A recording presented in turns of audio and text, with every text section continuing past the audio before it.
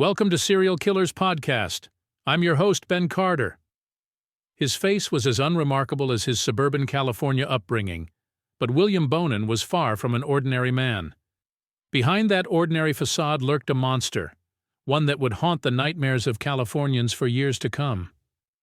Born in 1947, Bonin grew up in a tumultuous household marred by alcoholism and abuse. He was one of 6 children, all of whom suffered at the hands of their parents. The trauma of his early life would later serve as a twisted justification for his heinous acts. As he grew older, Bonin was frequently in trouble with the law.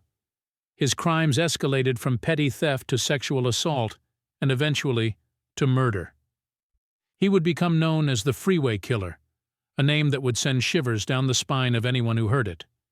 The Freeway Killer didn't discriminate.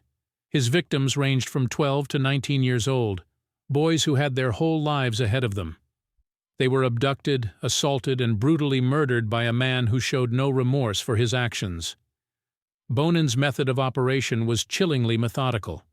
He would often drive around looking for potential victims, usually young hitchhikers or boys who were walking alone. Once he had selected his target, he would lure them into his van with the promise of a ride or money. Once inside the van, the boys would find themselves trapped. Bonin would bind them with handcuffs or ropes, rendering them helpless. The van was soundproofed, making it impossible for their screams to be heard.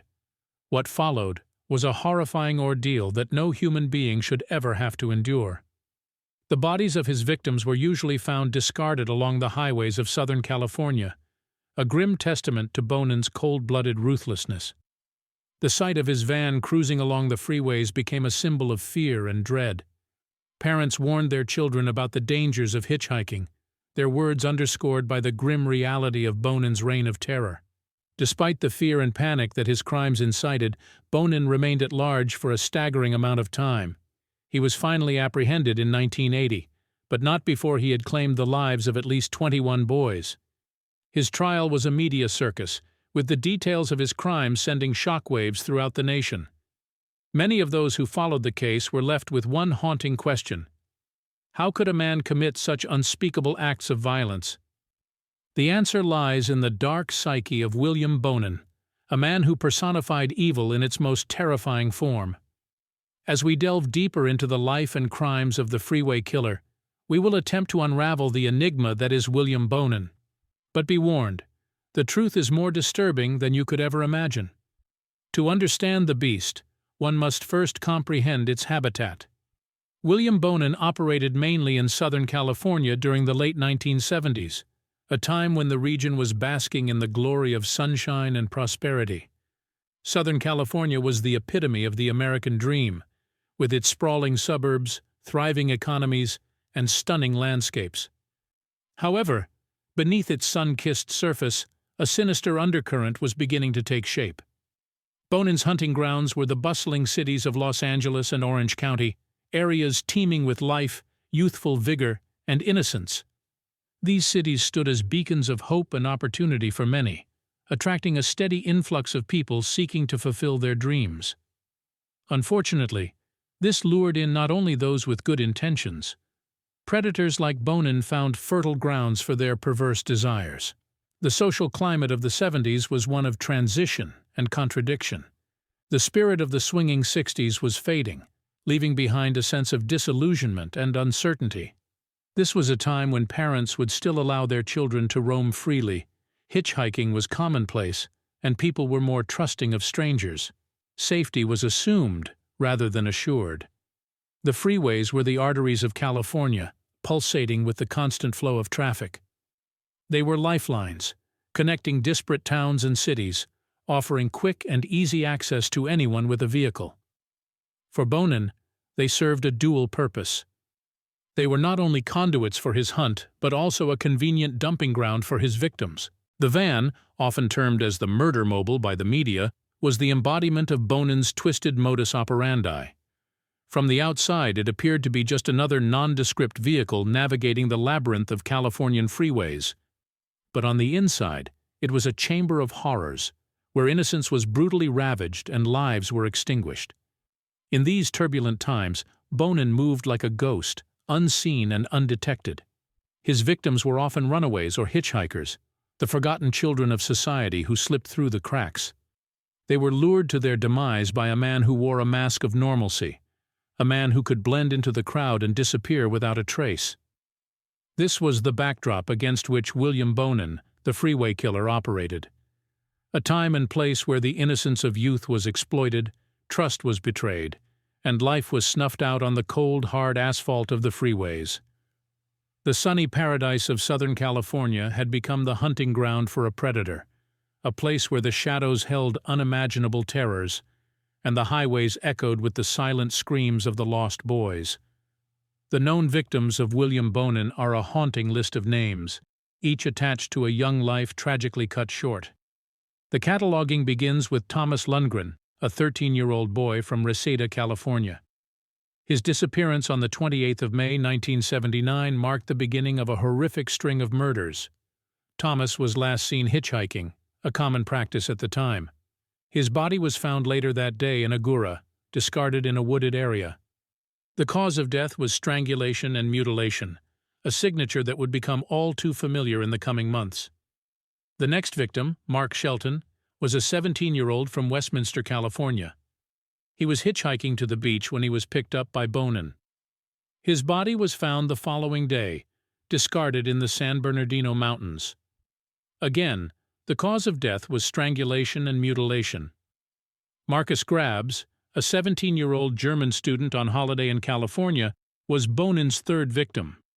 Last seen hitchhiking in Newport Beach on August 4, 1979, his body was found 9 days later in Malibu, bearing the same gruesome hallmarks of Bonin's modus operandi. These were the initial events, the early warning signs of a predator on the loose. Yet the law enforcement agencies were slow to connect the dots. The lack of an immediate link between these crimes provided Bonin with the breathing space he needed to continue his malevolent spree. Each victim was a strand in a web of violence and deceit, each disappearance and death a chilling testament to the cold-blooded efficiency of this serial killer. As the victim list grew, a chilling pattern emerged. The victims were all young males, most of them hitchhikers or runaways. They were lured into Bonin's van, subjected to torture and sexual assault before being strangled and discarded along the freeways. These were not random acts of violence, but the calculated actions of a skilled predator. For Bonin, the highways of California were not just roads connecting places. They were his hunting grounds. He prowled these roads in his van, seeking out vulnerable young males to satiate his perverse desires. The victims were often outcasts, the forgotten ones, their disappearances initially causing little stir. To the Freeway Killer, they were simply prey, their lives inconsequential in his deranged scheme. The sheer brutality of these murders, the seeming randomness of the victims, and the vast geographic area in which they occurred all contributed to a climate of fear and confusion. As the death toll rose, so did the urgency to catch the killer. But Bonin was always one step ahead, blending into the crowd, hiding in plain sight. The sunny paradise of Southern California had succumbed to a reign of terror, its highways now the stage for a deadly game of cat and mouse. As 1979 gave way to 1980, Bonin's killing spree didn't just continue, it escalated.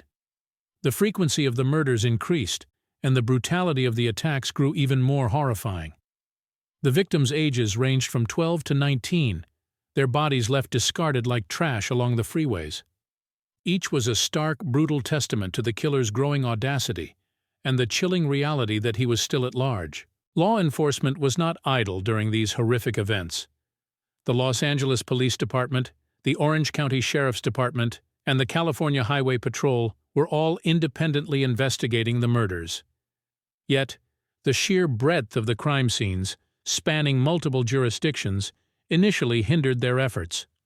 The lack of communication and collaboration between these departments allowed Bonin to slip through the cracks, continuing his reign of terror. However, the tide began to turn as the connections between the crimes became more evident. The same modus operandi was present in each murder. Young male hitchhikers or runaways, abducted, sexually assaulted, and strangled. The realization that they were dealing with a serial killer led to the formation of a task force in May 1980. Composed of officers from each involved jurisdiction, the task force's objective was to pool resources and information to catch the Freeway Killer. In the meantime, the media had latched onto the story, dubbing the unknown murderer the Freeway Killer. This moniker only served to heighten the fear gripping Southern California, as the public became increasingly aware of the danger lurking on their highways. Yet it also brought about a renewed push from law enforcement to solve the case, as public pressure and media scrutiny intensified. The task force began to make headway, piecing together a profile of the killer. Psychological profilers suggested that the killer was likely an experienced criminal, possibly with a history of sexual offenses. They believed he was someone who could blend into society, hiding his dark impulses behind a facade of normalcy. This profile was eerily accurate, mirroring Bonin's past criminal record and his ability to avoid detection. Meanwhile, forensic scientists were making strides of their own. Tire tracks and paint samples found at multiple crime scenes pointed to a consistent vehicle, a van. This detail dovetailed with the witness accounts of a man in a van seen with several of the victims before their disappearances. These breakthroughs were crucial, providing investigators with tangible leads in their hunt for the Freeway Killer.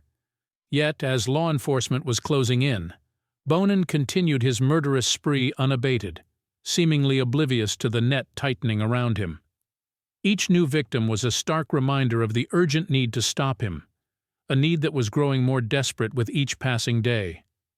While the Freeway Task Force was assembling pieces of the puzzle, a number of early suspects emerged. Among them were men with previous records of sexual offenses, fitting the profile suggested by psychological profilers. One such suspect was William Pugh, a petty criminal and former associate of Bonin.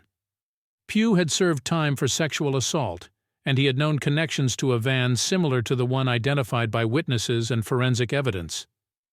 However, Pugh was quickly ruled out as the murderer. He didn't match the composite sketch provided by witnesses, and his alibi was corroborated for several of the murders. Yet Pugh would become crucial to the investigation in a different way. Having been interviewed by police, he confided in a fellow inmate about his association with Bonin and his suspicions about Bonin's involvement in the killing spree. This information would soon reach the ears of the task force. The task force, now equipped with a potential lead, turned their attention to William Bonin. Bonin was a known sex offender with a criminal record extending back to his teenage years. He had served time for sexual assault and had been released on parole despite psychiatric evaluations indicating high risk of recidivism. Bonin's history of violent sexual offenses, coupled with his connection to Pugh and the van in question, made him a prime suspect. However, it was his behavioral pattern that marked him as a potential serial killer. Bonin maintained a facade of normalcy, holding a steady job and engaging in social activities, consistent with the profile created by the task force. Yet beneath this surface, he exhibited classic signs of psychopathy. He demonstrated a lack of empathy, a disregard for societal norms, and a manipulative charm that allowed him to lure his victims with ease. But it was his impulsive nature that stood out the most. Unlike most serial killers who exercise caution to avoid detection, Bonin displayed a reckless disregard for consequences. He continued his murderous spree even as investigators were closing in, taunting the task force with his brazen audacity. This audacity, however, would eventually lead to his downfall. The task force was now focused on Bonin, observing his movements, gathering evidence, and building a case against him. Yet, as they would soon discover, capturing the Freeway Killer would not be a straightforward task. Bonin was cunning, elusive, and increasingly desperate. The stage was set for a dramatic confrontation, a race against time to stop a killer in his tracks. The hunt for the Freeway Killer was reaching its crescendo. As the task force zeroed in on Bonin, they knew they needed solid, incontrovertible evidence to apprehend him. That evidence began to materialize in a series of breakthroughs that would ultimately lead to Bonin's arrest. Firstly, the detectives were able to obtain a warrant to search Bonin's van, the vehicle that Pugh had identified as the setting for several of the murders. Inside, they made a chilling discovery. The van was essentially a mobile murder chamber. It was equipped with an array of tools, ropes, and handcuffs. There were also marks on the side panels and floor of the vehicle that indicated violent struggles had taken place within its confines. The van was a macabre testament to the horrific end that each of Bonin's victims had met. However, physical evidence from the van alone wasn't enough. To conclusively link Bonin to the murders, the task force needed stronger and more direct evidence. This came in the form of forensics, specifically through the emerging field of DNA analysis. Forensic science was still in its relative infancy during the late 1970s, but it was progressing rapidly. The concept of DNA matching was not yet entirely accepted in courtrooms, but the investigators knew it could be a vital tool in proving Bonin's guilt. They collected samples from victims, their clothing, and from inside Bonin's van. These samples were then compared with Bonin's DNA, a process that, at the time, was painstaking and time-consuming. As they waited for the results, the task force continued to gather more evidence. They interviewed witnesses, many of whom were able to identify Bonin and his van. They also managed to connect Bonin to locations where victims' bodies had been found. This was a critical piece of the puzzle, as it placed Bonin at the crime scenes and corroborated the evidence they had obtained from his van. Then, the forensic results arrived. The DNA samples taken from the crime scenes matched William Bonin's DNA. This marked a pivotal moment in the investigation, providing the irrefutable evidence the task force needed to link Bonin directly to the murders. The combination of physical evidence, witness testimonies, and the breakthrough in DNA analysis was overwhelming. It painted a compelling and horrifying picture of Bonin as the Freeway Killer. The investigators now had what they needed to arrest William Bonin, but they were also aware that every moment they waited could mean the loss of another life. While they had evidence in hand, the task force needed a strategic approach to apprehend Bonin without jeopardizing any potential victims. As the investigators prepared to close in on the Freeway Killer, they knew they were on the brink of a dangerous confrontation with a man who had already proven himself to be remorseless, unpredictable, and deadly. On June 11, 1980, the investigators decided the time had come to apprehend their prime suspect. They observed Bonin offering a hitchhiking teenager a ride, an act that fit his pattern. A decision had to be made quickly to prevent another potential murder. The officers moved in, stopping the van and arresting Bonin. Inside the vehicle, they found chilling evidence: a length of cord and a toolbox containing items that matched descriptions given by previous victims who had narrowly escaped.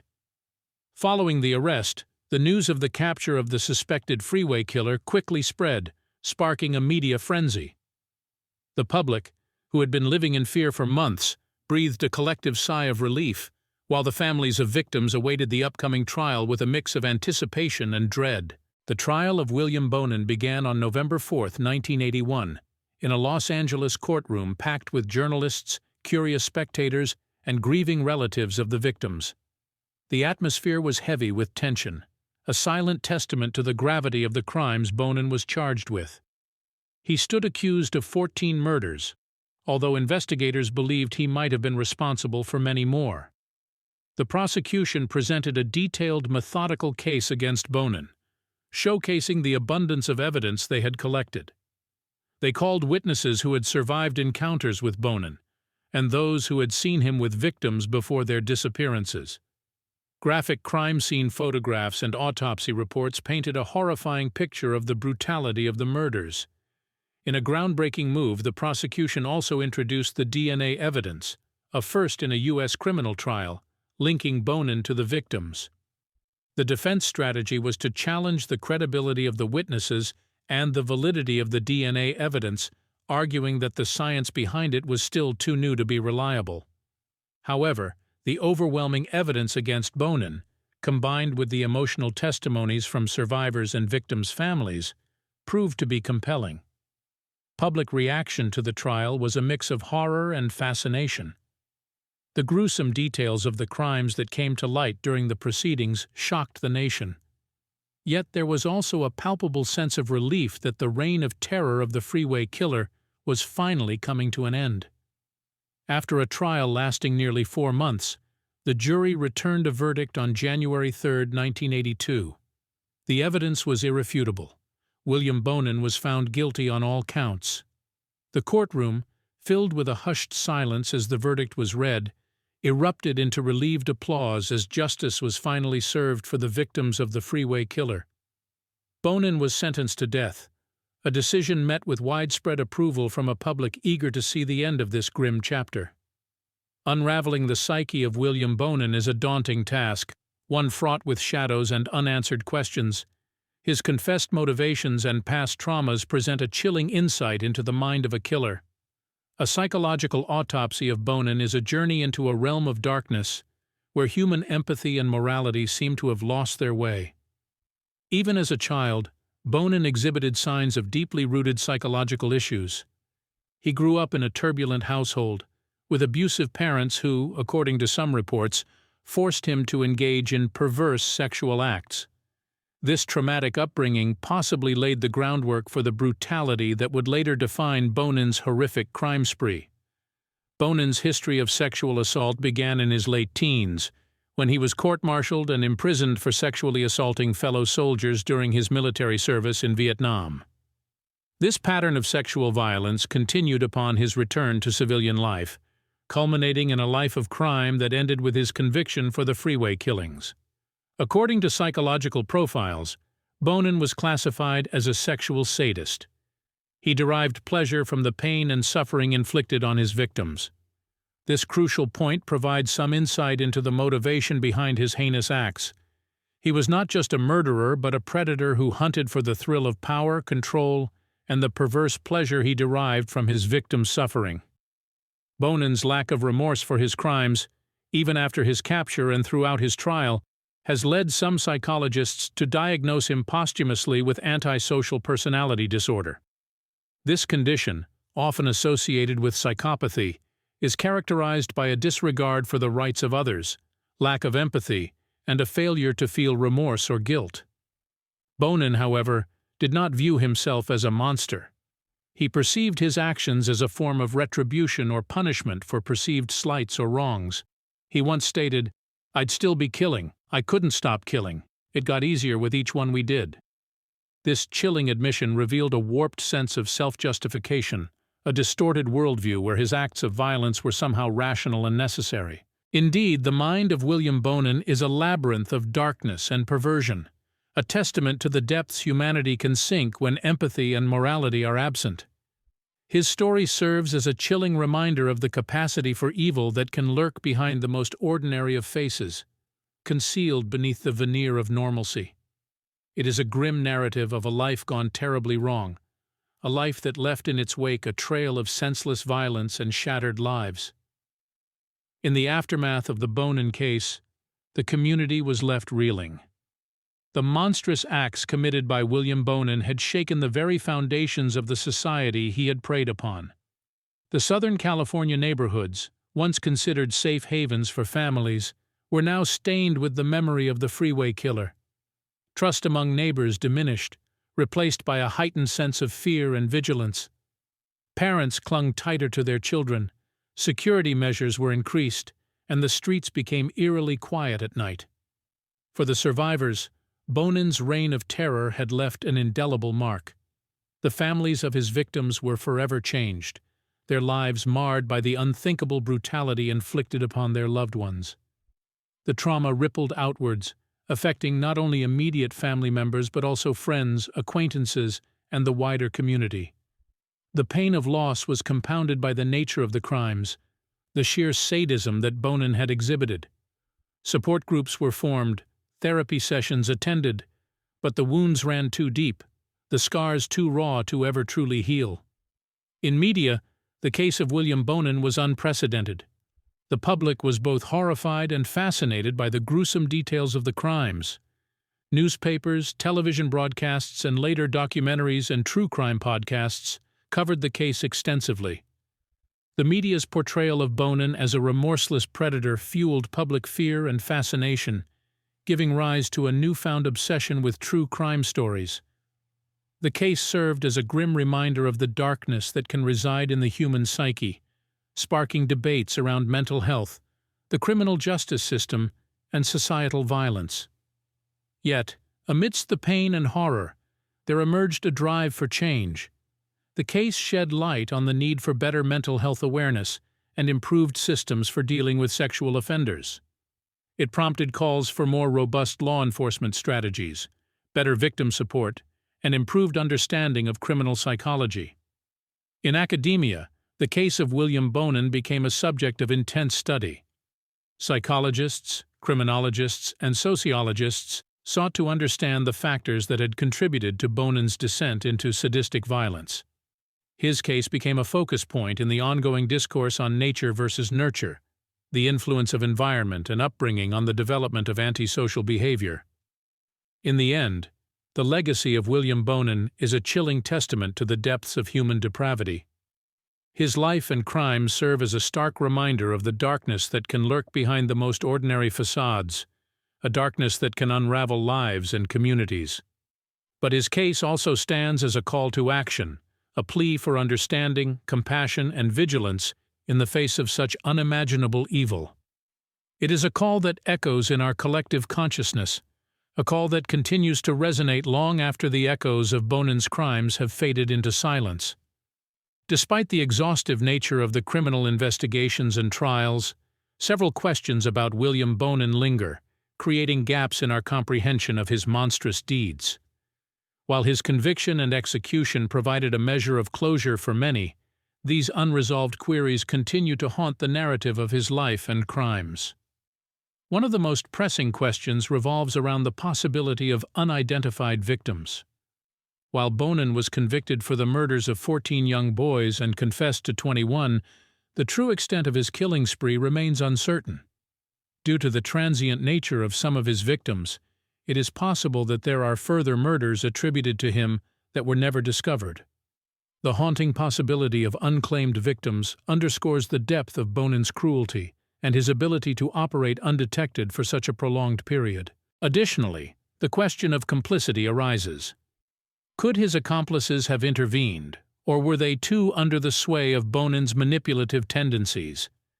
The fact that Bonin was able to convince others to participate in his crimes speaks to his persuasive nature, and it begs the question, were they merely pawns in his sadistic game, or were they willing participants in the atrocities? On the other hand, the question of prevention also looms large. Could the authorities have apprehended Bonin earlier, thereby preventing further loss of life? Could the existing systems of the time have been more effective at recognizing and intervening in the escalating pattern of violence? These questions highlight the failings of the system and the need for more proactive measures in identifying and addressing such threats. The case of William Bonin also raises questions about the nature of evil. Was Bonin born a monster, or did his upbringing and experiences shape him into one? Is it possible for someone to be inherently evil, or are such individuals created by their circumstances? These questions strike at the very heart of our understanding of human nature and morality, and they continue to fuel debates in the fields of psychology, criminology, and philosophy. Despite the years that have passed, the specter of William Bonin continues to loom over our collective consciousness, a chilling reminder of the potential for darkness within us all.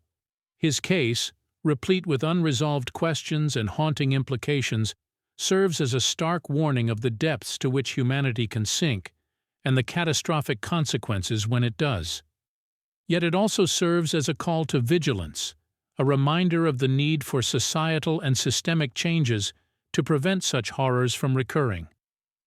The echo of William Bonin's story continues to resonate, a chilling testament to the horrors of the past and a call to action for the future. Thanks for listening. This has been another episode of Serial Killers Podcast. If you enjoyed today's episode, be sure to follow us wherever you listen to podcasts. And if you'd like to support the show, subscribe to Serial Killers Podcast on Spotify. Subscribe now.